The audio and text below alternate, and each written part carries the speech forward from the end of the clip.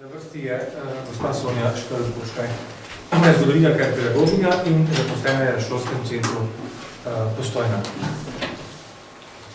Naslov njenega referata pa je Matične knjige in zapisniki duš kot vir preučevanja otroštva v 19. stoletju. Prosim, povedite.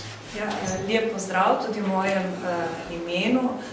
Torej, kot že sam naslov pove, sem nekako vzela za to temo, torej Matične knjige, zapisnike duš, kot vire preučevanja otroštva.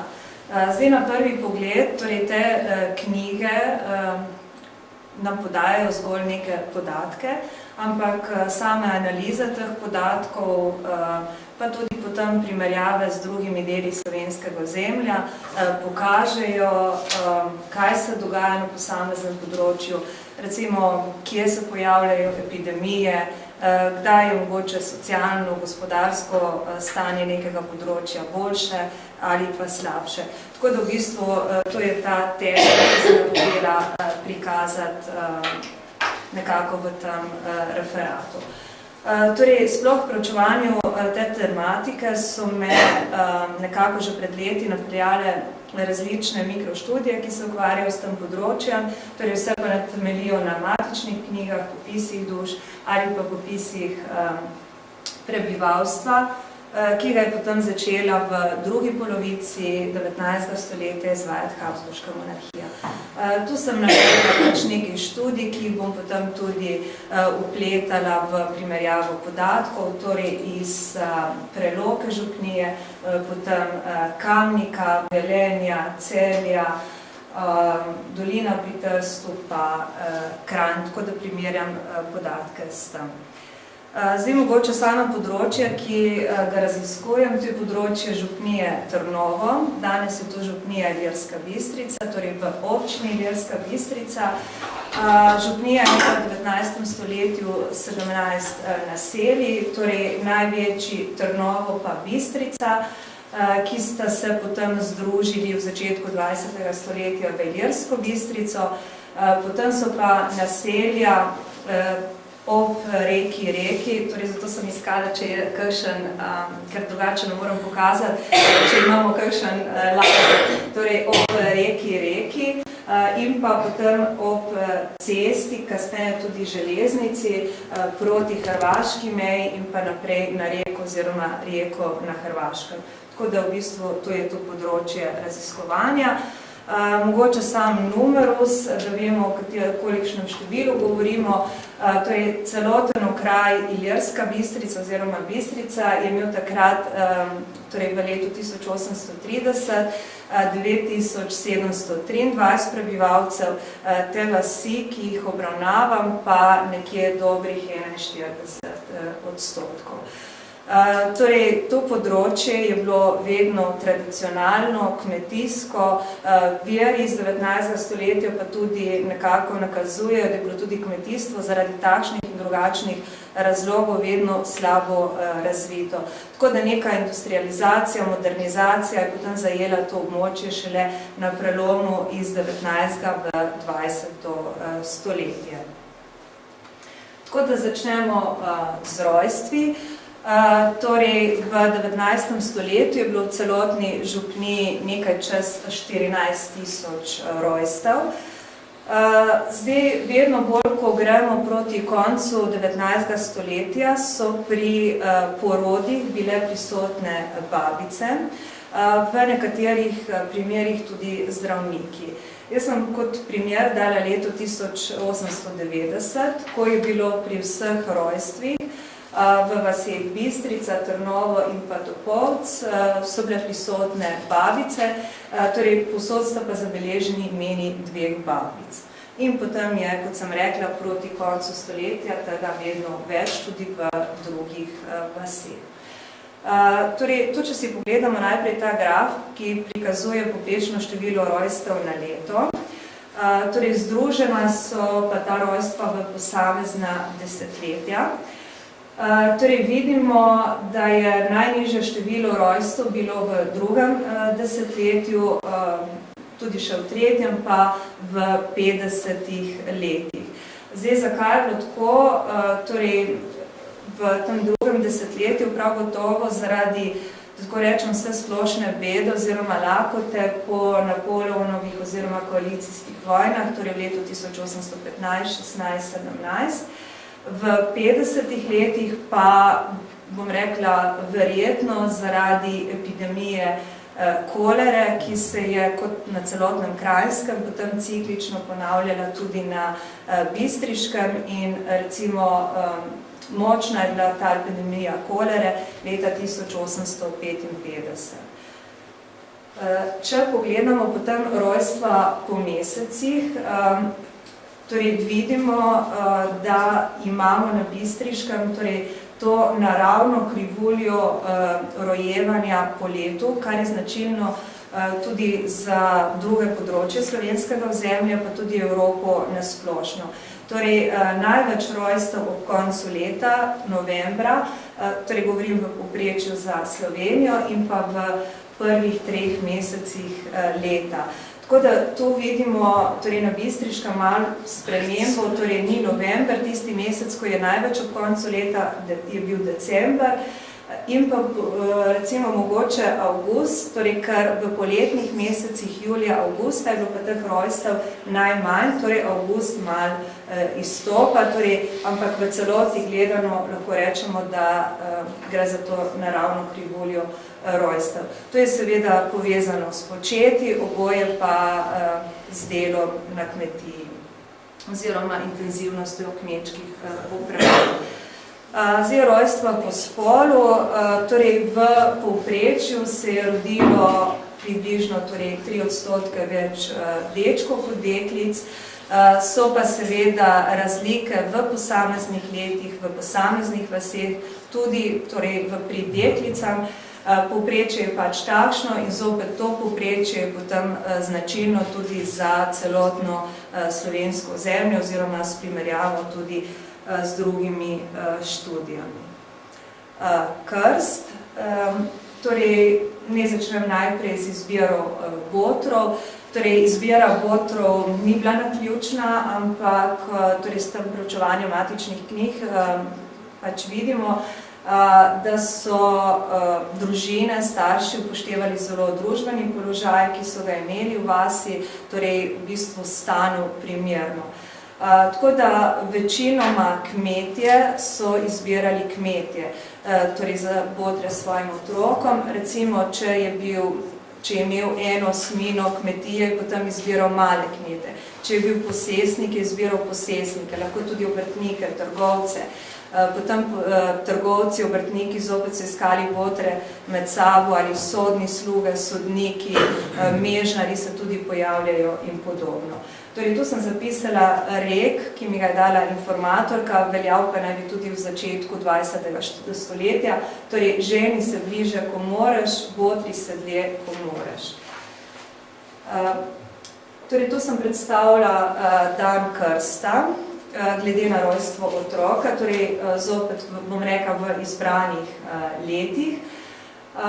Torej, vedno bolj, ko gremo zopet proti koncu 19. stoletja, pa vidim, da sem tam naredila napako, ni 1872, temveč 71, ker sem izbirala tako letnice naključno, torej začetek desetletja. Torej vidimo, da se dan krsta otroka glede na rojstvo pomika na drugi dan, torej v prvi polovici stoletja še vedno močno prevladuje krst opravljen prvi dan. Potem pa drugi dan oziroma še kasneje, torej 3., 4., 5. ali pa več dni. Imena novorojenčkov, torej na imena novorojenčkov pisane v naše krstne knjige. Torej, to so bila tista imena, ki so bila najbolj povezana s tradicijo v okolici, v družini, tudi imena svetnikov in pa recimo modnost. Torej, tu sem imela predvsem v mislih to, da se v letih 1870-80 pojavi velikokrat tudi ime, no velikokrat, bom rekla nekajkrat, Franc Jožef in pa Rudolf, kar bi pripisala tudi Habsburžanom oziroma vplivu. Zdaj, nabor vseh imen je bil pa dokaj skromen. Torej, bilo je samo 29 različnih moških imen in pa 35 ženskih imen. Torej, imena so pa nekako razdelila sem jih v te skupine, so tako svetopisemskega izvora, grškega, slovanskega, latinskega in germanskega. Torej, tu so prikazane najpogostejša moška imena, torej za izbrana leta, nisem prikazala za vse, torej največ Jožef, Anton, Janez, Franc, potem ostala imena, tu sem pa navedla tista imena, ki se v teh izbranih letih pojavijo manj kot 5-krat. Ne? Potem imamo ženska imena, seveda po pričakovanju, daleč največ poimenovan novorejen z imenom Marija. Torej, pri nas je je več kot 2-krat, torej ime Marija, torej prisotno kot pri drugem imenu Jožefa, medtem ko razlike na slovenskem ozemlju so tudi več, recimo tudi 3-krat več poimenovan Marija na prvem mestu, kot pa imena, ki je bilo potem na drugem mestu. Torej Jožefa, Johana in potem si sledijo še druga imena, torej v manjšem številu. Zdaj malo primerjava z drugimi deli slovenskega ozemlja, torej v župniji Ih, Marija na prvem mestu, no, torej Urša na drugem, s 3-krat manj poimenovani, potem Helena, Jera, Neša in tako naprej. Celje tudi Marija, Ana, Terezija in Jožefa. No, recimo na teh dveh področjih, pa tudi potem za župnijo Preloka, vidimo, da se pojavljajo nekatera druga imena, ki jih pri nas recimo v nekem obdobju sploh ne zasledimo. Tako da v župniji Preloka je pa razlika s to Marijo, torej Marijo najdemo šele na 3. mestu, najpogostejše ime novorojenkem pa je bilo Ana oziroma Barbara. No in primerjava še moških imen, torej župnija Ih na prvih 3 mestih, torej ista imena kot v župniji Trnovo, torej vrstni red je drugačen. V Celju je Jožef na prvem mestu, Ivan, Franc, Anton. Ta Ivan torej lahko tudi nekako pretvorimo v Janez, ker pri nas je bilo zapisal torej večinoma Janez, Ivan malo. No, v župniji Preloka pa zopet recimo tako manj različna imena, torej na prvem mestu Janez, potem na drugem pa Jurij in Nikolaj, ki jih drugod ni v tako velikem številu. Nezakonski otroci. Zdaj pri nezakonskih otrokih me je predvsem zanimalo, ali se je število oziroma delež nezakonskih otrok povečal v času, ko so skozi naše kraje gradili železniško progo. In to je bilo med leti 1869 in pa 1873. Jaz sem tam vzela še leto kasneje, torej do leta 1874. Zdaj to sem pač napisala, da nezakonske otroke so od druge polovice oziroma od konca 18. stoletja opisovali v krstne knjige, velikokrat pa ime na očeta ni bilo zapisanega. No in rezultati, torej v tem spodnjem odstavku vidimo, da je bil delež otrok med temi leti, torej v času gradnje železniške proge Pivka-Reka 3,7%, torej glede na vse rojene otroke. Potem kot primerjavo sem pa vzela število oziroma delež nezakonskih otrok v drugi polovici 19. stoletja, torej vsa leta. No in ta delež je bil tam 3,1. Torej vidimo, da bistveno ne naraste delež nezakonskih otrok. No, recimo pri tem se mi je pa pojavila ta primerjava glede s porokami. Torej, logično je, da ko je število porok upadalo, se je dvignil torej delež nezakonskih otrok. Ne? Potem je pa tudi ta graf, se bom kasneje še vrnila mogoče. Zdaj mogoče sem še ta primerjava z drugimi deli slovenskega ozemlja in tu zopet vidimo to razliko. Torej, župnija Ih ima delež nezakonskih otrok, torej tam do 4,7%, župnija Preloka, torej le dober odstotek, potem Kranj ima do 6%, Celje največ, torej povzpne se do 33%. Tako da te razlike so velike. Zdaj, bistveno pa je to, da recimo za celotno kranjsko ozemlje velja, da je bilo v povprečju manj nezakonskih otrok, kot pa na Koroškem in Štajerskem. Zdaj, zakaj? No, tu sem recimo izpostavila dva vzroka. Torej, ena je ta zaprtost podeželskega okolja, kar predvidevam, torej, da Ilirska Bistrica oziroma Preloka je v primerjavi s Celjem. Drugo so pa te ženitvene dovolilnice, oziroma to, da so bile na Koroškem in Štajerskem večje posesti in so imeli tudi številčno več, recimo, dninarjev poslov, ki so potem potrebovali ženitvene dovolilnice. Torej, reforme patenti Marije Terezije Jožefa II. So nekako omilili te ovire pri porokah in potem so začeli v začetku 19. stoletja zopet razmišljati o tem, da bi omejili ženitveno svobodo, predvsem za nižje sloje, ki nimajo dovolj sredstev, da bi preživljali svojih otrok.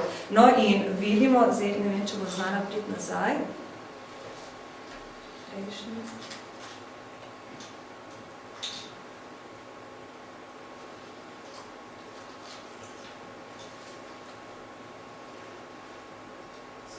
Tam pa se bo malo.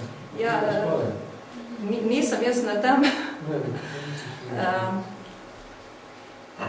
Bom dala kar konec predstavitve, bom šla tako, bom poiskala.